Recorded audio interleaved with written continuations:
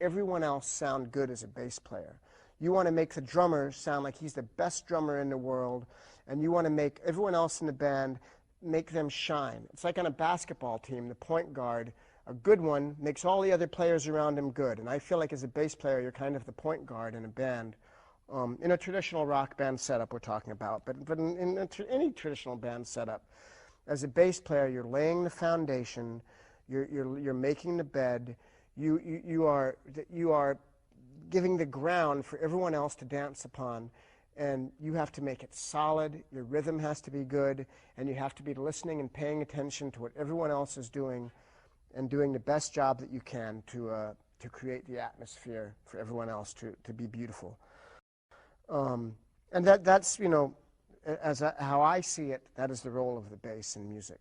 Of course, there are, you know, many exceptions, and myself, being a total ham and a ball hog, I often, you know, take the lead and solo and make a spectacle of myself.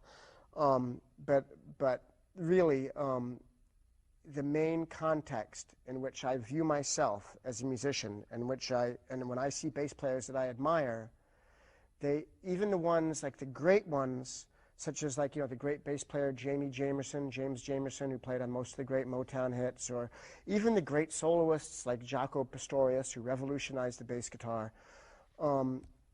They're always, even, like, you know, when they're just playing regular bass lines, they're doing subtle things that make them great. And the reason that the subtle things that they do make them great is because they're not doing them for the purpose of showing off or for being fancy or for doing it. They're doing it because they're reacting to the things that are happening around them. And that's why, to be a great musician, any type of musician, listening to everyone else is the most important thing that you can ever do. And as a bass player, it is just crucial. You know, and the more that you play, the more that these things start to become automatic. You start to internalize them, and you start to react without even consciously thinking about it, like thinking, oh, the guy just went whittle-whip, so I'm going to go whittle-whip.